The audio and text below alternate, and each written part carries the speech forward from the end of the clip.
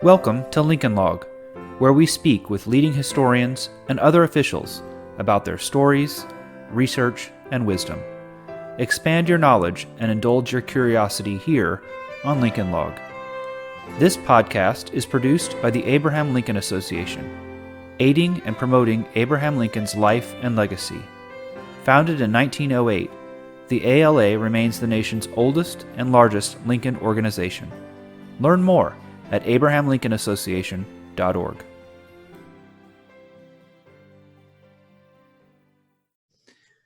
Greetings. I am your host, Joshua Claybourn, and I am pleased to welcome Ann Moseley to our Lincoln Log podcast. Ann is the new Director of Engagement and Curator for the Sangamon Experience and Acting Director of the Center for Lincoln Studies at the University of Illinois Springfield. She previously worked as Director and Curator of the Lincoln Heritage Museum at Lincoln College in Lincoln, Illinois. Ann, thank you for joining the podcast. Oh, it's a pleasure. I'm glad to be here. I'm a strong follower of all the podcasts and videos, and you've had some great scholars on here. I'm very honored to be a part of the program. We're happy to have you too. Well, let's start off, I guess, with your exciting new position and the exciting new center, the Center for Lincoln Studies and the Sangamon Experience. So could you tell us more about that and what the mission is for each of those programs? Well, I started in April, and the mission statement has been clear for both because with higher education, you have to submit a proposal to start a new project and a new department. And so the Center for Lincoln Studies is basically furthering the mission of the University of Illinois at Springfield by promoting the study of Lincoln, Springfield, and the state of Illinois, and the nation. Through education, research, outreach, and the center provides faculty, scholars, and the public with opportunities to understand the life and times of the 16th president. So it's what's really cool about that mission is it focuses not on just the past, but it talks about how Lincoln applies to us today. And that's what the center is. Sangamon Experience follows a local history mission, which is to provide a perspective of history of the Sangamon region. So it's a section of Illinois. For those who are not familiar with the state, it's the centerpiece, or in the Lincoln world, we call it the Wig Belt. And it's through presentation of a variety of exhibits, activities, and we work with a variety of different communities throughout the Sangamon region. So it's not just Sangamon, Illinois, but it's a number of different counties throughout the centerpiece. And we work strictly with community organizations and groups, and so it's uniting all of them together. So is it fair to say then the Sangamon Experience is regional or local history based, whereas the Center for Lincoln Studies, you intend to have really a national reach, a national influence, and a national focus as well? Yes, okay. Yes. Wonderful. And I actually use the Sangamon Experience as kind of a public history lab. So the students at UIS get a unique opportunity to try out new and innovative ways to reach the public. Through exhibits, through scholarship, and different mediums as well, which particularly during this COVID-19 pandemic has become very useful because it allows us to try out new ways to reach the public and meet the needs of them while they're still kind of hesitant to actually go out to museums.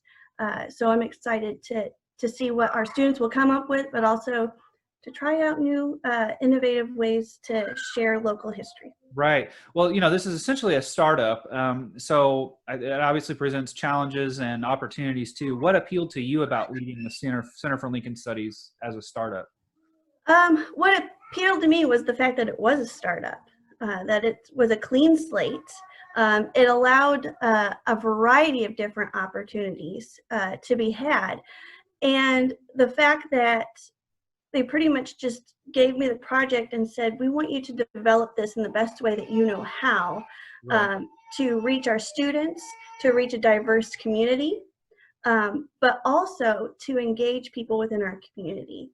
And that to me was just wonderful because I love working with the community. I spend a lot of time going out to different areas within Sangamon County, and we actually get an opportunity to share that with the rest of the state of Illinois. Okay? So what are your strategic priorities for the center and its future? Where do you hope to see it go from here? Well, specifically with the center, what I'm hoping to do is encourage scholarship within the center, which is what most Lincoln Studies departments do already. But what I'm hoping to do is create a collaborative environment. I want it to be relaxed. I want it to be a place where scholars feel like they can come and share information and not feel like they have to compete against each other to learn more about Lincoln and improve the scholarship level of our students. So the way that the center is laid out is we actually have a reference room that's built to be a collaborative space. It's comfortable for people to be able to go in and work as a group. And you can even have scholars come in via Zoom, Skype, any type of technological way they can be reached. They can work within the group within the center. Awesome. That's wonderful. In addition to that, we have a big scholar within residence, Dr. Michael Burlingame, who has won the Lincoln Prize for his work on Abraham Lincoln. And he is a huge supporter of the center, and he provides a number of scholarship connections as well. But he also, the way that he studies Abraham Lincoln really embodies what the center is all about, which is getting to know Lincoln on a deeper level. We also have a new scholar in residence, Dr. Graham Peck, who plays a key role in the academic side of the center by developing teacher-led seminars and working with our students as well. So I think the center is supposed to be a place where we can discover Lincoln personally, but also learn about his character. And I think that's going to be the #1 focus moving forward, because character is definitely something that is needed in our nation at the moment. And we can always draw on Lincoln for that. Well, that's wonderful. And of course, you mentioned Professor Burlingham, who was an early guest on this podcast. And, you know, as I said then, and I think many or perhaps even most or all Lincoln scholars would agree, his 2-volume biography is the best of the modern era, if not of all time, of Abraham Lincoln. So it's quite a feather in the cap of the center to have him help lead it as well. Yeah. Be a part of it. So yeah, great opportunities, wonderful startup, but obviously, unfortunately, universities everywhere are facing challenges. The Illinois state government and the University of Illinois system is struggling financially, and we have to think that the pandemic isn't going to help that. I know here, for instance, in Indiana, colleges across the border are seeing cuts. Did you have any reservations about going from a private university to a state entity that's arguably going to have some real difficult times? And how do you see the center and the Sangamon experience navigating through this period of uncertainty? Well, in Illinois, we're no stranger to having financial issues within the university system, but also in non-for-profits. Throughout public history studies, it is well known that professors push for you to go into non-for-profit sectors because it's safer. There is a lot more room for grants, endowments, but sadly, that's not really the case. Both private and for-profit institutions have financial struggles. Right. They both have their issues in regards to priorities. And also, really, it's the important thing is to look at when looking at a university for an occupation is retention and the number of students that will attend. And I've been very fortunate to work for 2 colleges and universities that have succeeded in that. They provide an environment for students that they can't really get anywhere else. And they are very supportive, and they have a team structure that supports every aspect of the college and university. And I've had nothing but support from both. When it comes down to finances, I've always been taught where there are little funds comes great creativity. And so in both positions that I have held, I've always been conscientious of funding and how to receive it, but also learn how to work within my own means within the department. And so at the Lincoln Heritage Museum, we got very creative. We were able to create programmings with little funding. I believe we had a summer program that we repeated multiple times, and it only cost us about $60 to put on. And we had a large number of children that would show up every weekend for our events. And so you don't always have to have the biggest budget to be successful. You can always have a smaller budget and develop some creativity and create the largest attendance numbers that you've ever seen. I'm very fortunate at UIS to have a university that has a strong foundation, a strong endowment for the Sangamon experience, but also amazing donors who have stepped forward, who believe in the mission. They believe that local history is important for the Sangamon experience. But then we also have donors who feel like the legacy of Lincoln here in Illinois is strong, and we need to have a university to promote the future of Lincoln scholarship in young students. And we've been very blessed with that. In addition, our advancement team is amazing. They are very supportive. They've come out and asked, what can we do to help you? How can we further the mission? Are there any individuals that you feel like we need to highlight? Are there any scholars that you would like us to showcase on our pages and our stories? And it's been a wonderful place to work. And it's been interesting because I started working from home when I started at UIS. Oh, right.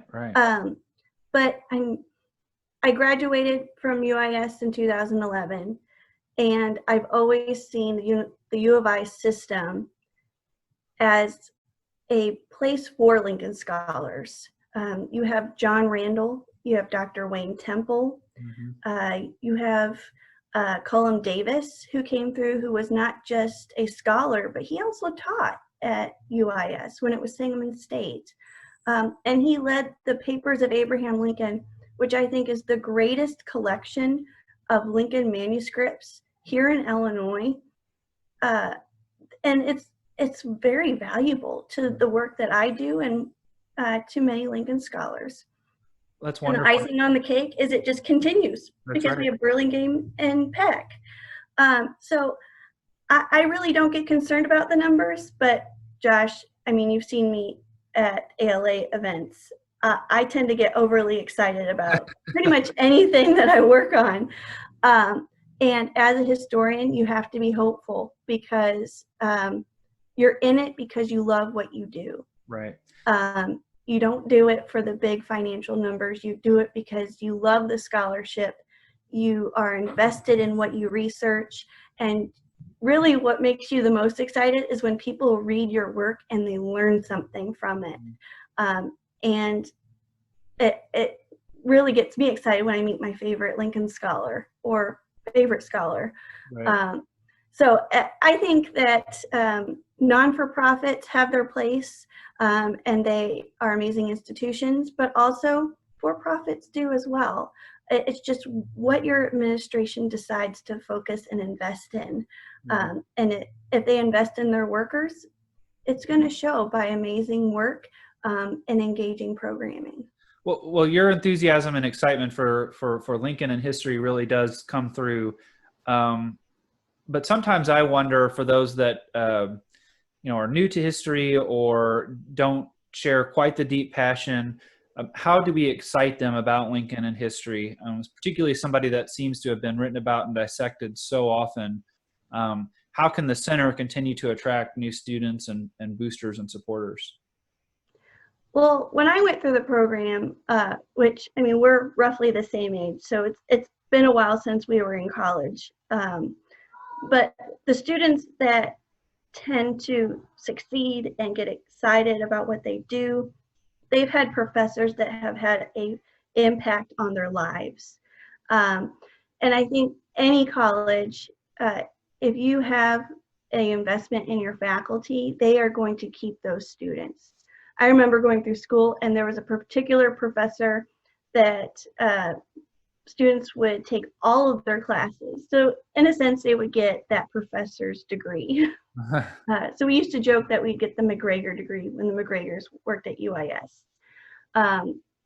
So in order to retain students, really you have to give them opportunities they can't get anywhere else, whether that be GA positions that pay for their education, internships that they can add to their resume and work vita. That to me was very important going through college because most jobs were asking for 5 years plus experience. And how are you supposed to get that and maintain a living at the same time? Right. And that's why paid internships are very important. Also, providing them one-on-one time with scholars, with people that they idolize in their field, giving them the opportunity to meet them, just talk with them, to get to know them. And those people, I think, will boost their spirits into thinking that, yes, I can do this. Yes, I'm excited about it. And here is a path that I can take to be successful. Mm-hmm. And I think that's what students really need right now, because there is a lot of uncertainty in the history world. Right. We're living in an age where you have to, as a historian, you have to speak up because there are so many facts that are getting misrepresented. And so I see historians becoming a vital piece of American mass media, because we're going to need fact checkers, and historians have to step up and be a part of that, especially this year. Right. But I mean, that's always needed, always. Right. This center obviously is in effect dedicated to one person. As the director or acting director current right now, do you feel like you have to have a sense of a personal kinship with that individual to really do the role well? Yes, 100%.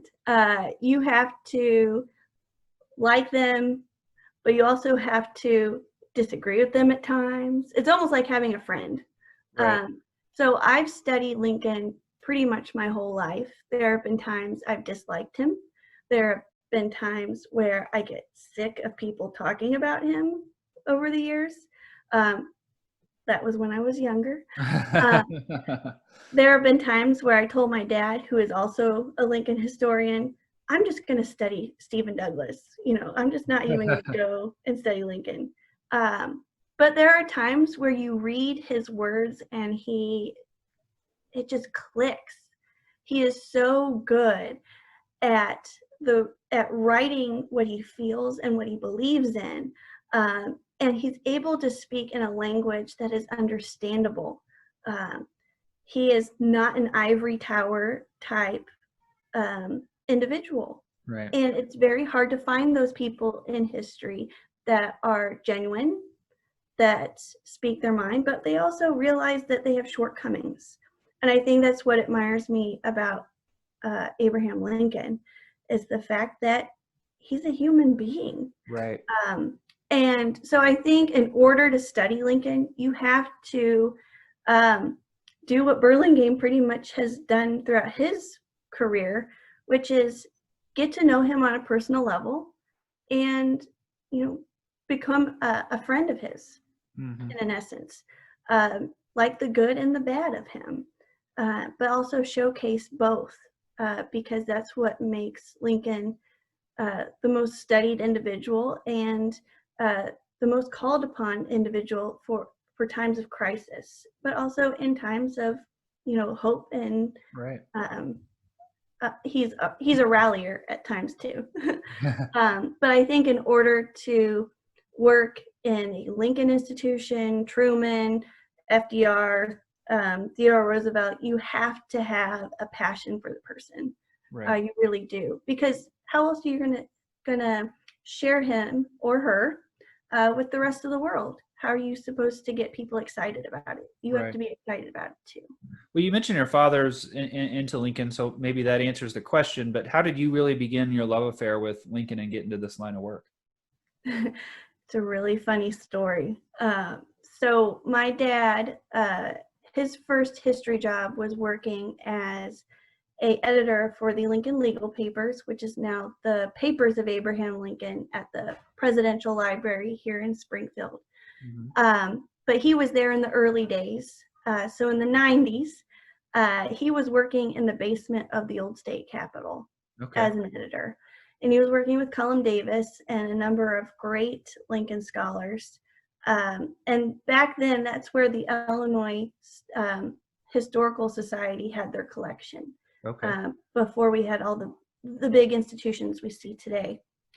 And I would spend a lot of time at the old state capitol in the basement. And at the time, when you did site interpretation, you would pick up an artifact and you would tell a story.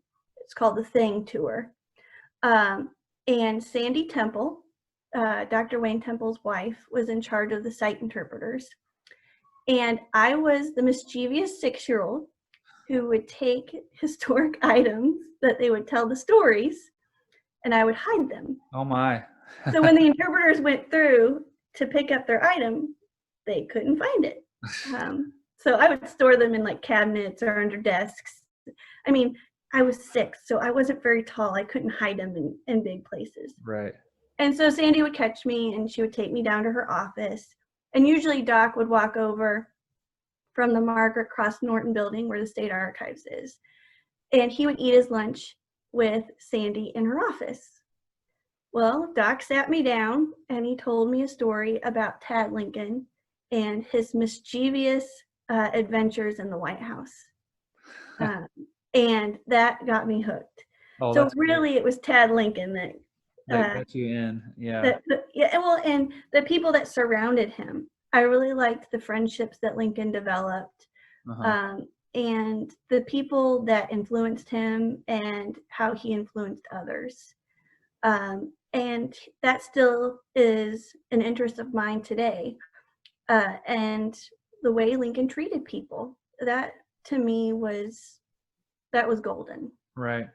Well, we mentioned at the top of the show, you previously worked with the Lincoln Heritage Museum. Could you tell us a little bit about your experience there and what that museum has to offer? I have a special place in my heart for that museum. It gave me my first museum job. I graduated in 2011 from UIS. 2 months later, I was the assistant director and curator at the Lincoln Heritage Museum. Wow. And when I first started, the director at the time, Ron Keller, I think it was like the third conversation we had, he said, "We're designing a brand new museum. What are your thoughts?" As a graduate student, you're always told, most of the time you're going to work for museums that are already developed. They already have their exhibits in place. You're just going to be maintaining them. Wow. So when I heard that phrase, I was just like, oh my goodness, what did I get myself into? So I was given the opportunity to work with Daniel Weinberg and a number of other Lincoln scholars, including Ron, to tell the story of Abraham Lincoln in a first-person narrative and interactive personal experience that really, to this day, you can't find anywhere else. Right. And so working at the Lincoln Heritage Museum, I was able to be a film director at times, a voice coach for people who were trying to make that connection to the past through Lincoln's friends and some of the people who disliked him. Mm-hmm. But in the midst of all that, I was able to tell the story that got me started on my Lincoln journey to begin with. which was the community that surrounded Lincoln, telling the story from their point of view and hearing them talk about their friend Abraham Lincoln.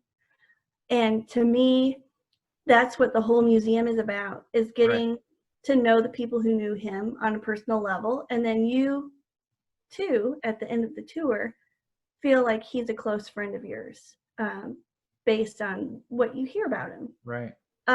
So working there, I had the opportunity to develop educational programs. I became a certified interpretive trainer, which means I can train people throughout the United States on how to be living history interpreters. So tell stories, give guided tours through museums, historic sites. In the midst of that, I became Mary Lincoln from the 1840s. That's been very interesting. So I've been able to portray her a few times. Wow. Yeah, big shoes to fill. And then one of the most fun things I've been able to do there was to be able to go through the 50,000 item collection they have, organize it, catalog it, conserve it. And to this day, one of my favorite projects we worked on was a small group of Civil War letters from Henry Hawes and his family members, and just to go through and read about their experiences and get the back and forth. I've had a number of wonderful experiences there, and I hope to continue to help them and encourage them to grow and flourish, because they are a must-see museum here in Central Illinois. Yeah, that's great. And I certainly agree with that. In a broader sense, your work at the Lincoln Heritage Museum and now your work with the University of Illinois involves teaching history. What do you think about the state of American history teaching and where it's going? And do you have any suggestions or tips or insight from your own experiences that might help others that are in that same role? Well, I am concerned, like most historians. I'm concerned about all the humanities for the most part. Over the years, humanities have kind of been pushed to the back to make room for English, science, math, which is very important. But the humanities allow us to gain a better understanding of people, of our shared past that we have, both good and bad.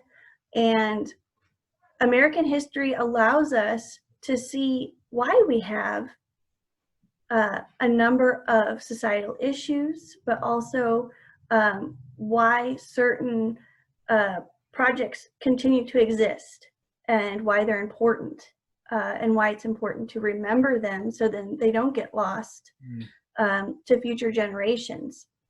So I think right now in society, it's a time to bring back the humanities. It's a time to bring back U.S. history. And it's a time for us to get excited about the good things in our past. Just like the Emancipation Proclamation, the 13th, 14th, and 15th Amendments, the Declaration of Independence, which we're celebrating this weekend with our creation as a country. Most Americans, sadly, don't know the whole Declaration of Independence.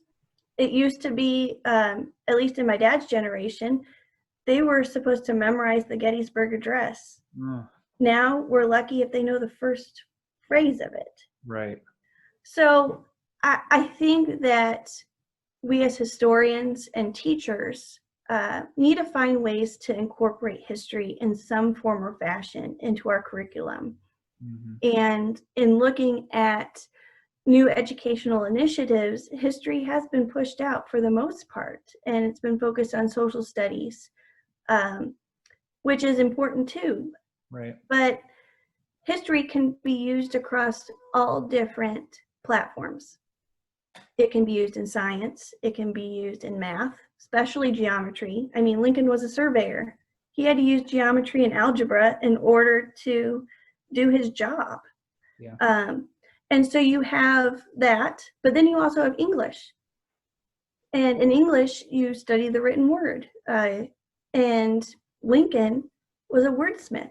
He was very good at composing lines that tug at the heartstrings, but also get to the heart of the matter. And I think that Lincoln can be used across all spectrums. But more than just Lincoln, history needs to be taught, because Lincoln saw that when he became president. And he learned all about it while living in Illinois. So I think my suggestion to teachers out there is make history more enjoyable. Right. By involving historians through podcasts just like the ones that you're putting together, Josh. Podcasts, Zooms. There is so much technology that we can utilize to reach students. But also, I mean, take your students to the museums, to the historic sites, and explain. Students a lot of times are kinesthetic learners, which means they have to see, touch, hear. They have to use majority of their senses in order for it to sink in. And so I'm always inspired by the teachers who incorporate any type of museum, historic site, monument tours into their curriculum, because those students are going to remember that. Right. And the more we can involve our historic institutions, the better, because that's what our students are craving. Right. Right. And well, that's an excellent perspective and an excellent point on teaching history to the next generation. There are, as you know, many associations that exist to support various aspects of history that are independent from museums, but maybe support them. We're both involved with the Abraham Lincoln Association as an example. How can these history-focused organizations, maybe genealogy associations, whatever they might be, that are in some way, shape, or form brought groups together to support history, how can they appeal to a younger generation? I think you've touched upon some examples, but we're both, I think, millennials, and so that group gets quite a lot of attention nowadays as well. How can these associations, these history groups, really take the next step forward to ensure they survive? Well, I think a big part is working with your university. That's the biggest thing, is connecting with a academic institution, because that's where majority of the young people who are genuinely interested will go. Yeah. And so what my job is in the Sangamon experience, which ties over into Lincoln Studies as well, is with these students, they would like to meet these people one-on-one and get to know them, get to know the community, and initially find opportunities there. So in the Sangamon experience spectrum, I'm going to be uniting all of our community groups together.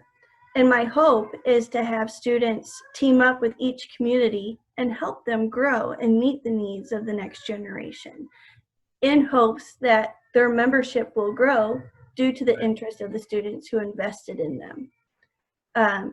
Students, I believe, want to feel like their community supports them and are invested in their future. And in order to do that, communities have to step forward with these genealogical and historical groups and invest in them. So, for example, the ALA in their memberships are reaching young people through trying to encourage them to write for the newsletter, to encourage them to write for the journal. That way they can develop the skills that they need to be a published historian and future Lincoln scholar. And that is just one aspect. Another is if genealogical groups end up supporting the education of these students financially. And I know that's always really hard, because these small groups always have an issue with funding. So any way that you can be involved in the lives of students, either by helping them with their work, or spending some time raising funds to help support them financially, that's another aspect. But even just having a luncheon and having the students come and meet and do a meet and greet, just so that they know you exist. because a lot of these students don't know that these smaller institutions are around and what they do. Great point. That's a great point.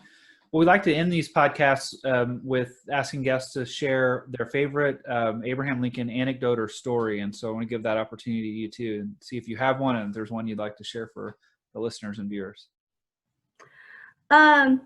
So most of my stories that I love about Lincoln involve his kids. I'm a mom of two, and so kids to me always lighten the mood, and I feel like the Lincoln boys tend to get a bad rep every once in a while, but people fail to see that Lincoln actually encouraged them to be a bit mischievous, but he also encouraged them to be truthful. Yeah. So one of my favorite Lincoln stories was in the White House when Willie passed away. Tad and President Lincoln formed a bond after that because they were both mourning the loss of Willie. And so Tad was always known to break in on cabinet meetings. He would run in and he would have a secret knock for his dad at the door. There are times where he would come in and he would just sit on President Lincoln's lap in the midst of a cabinet meeting, maybe talking about one of the battles that is about to take place. So their relationship, to me, any story involving the two of them is always golden. But I'll cut it down because I know I tend to talk way too much. No, but this story is about Jack the doll and his many deaths.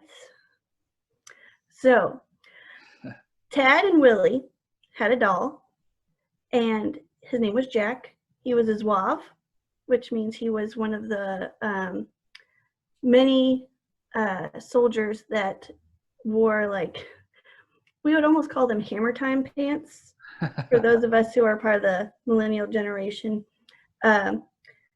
They were bright red. He wore, it looked like a Shriner type hat. He had a little vest on. And Jack always got in trouble, always. And Willie and Tad loved to dress up as soldiers, which was not uncommon because there was a lot of soldiers who were camped out on the White House lawn. And they would meet soldiers every day. William Seward actually had a soldier's uniform tailored just for Tad Lincoln.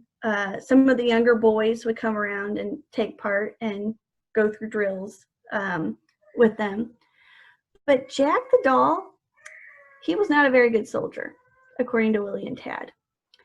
There have been times where Jack would fall asleep on duty, and so he would be court-martialed, and he would be sentenced to die. And he died quite a bit, and he would always be buried in the White House garden.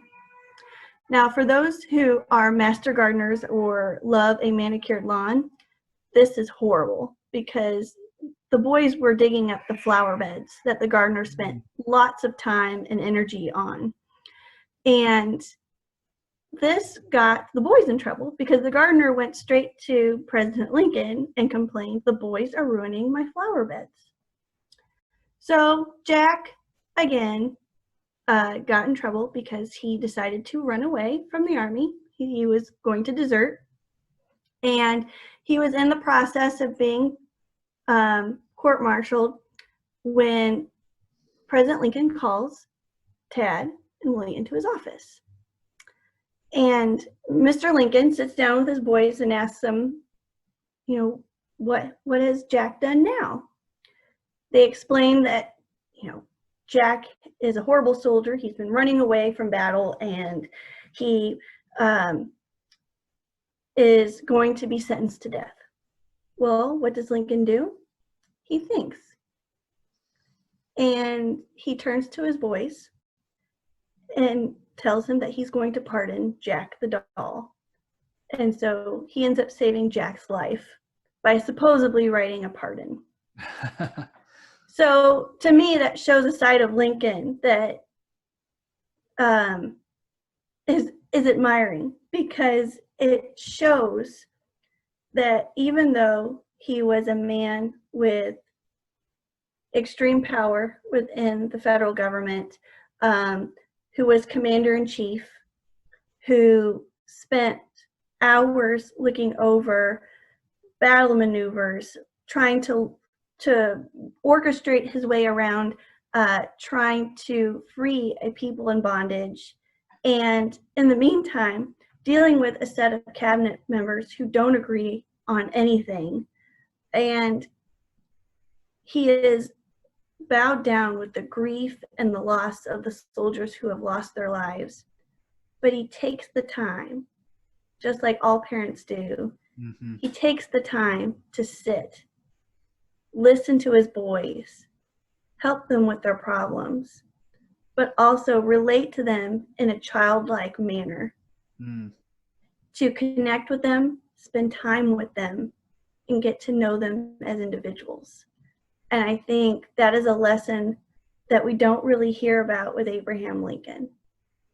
Yes, he was a great emancipator. He was a great leader. He was a good friend to many. But he was also a father who cared and loved and devoted himself to his boys. Given he didn't realize that until after Eddie passed away, their second son.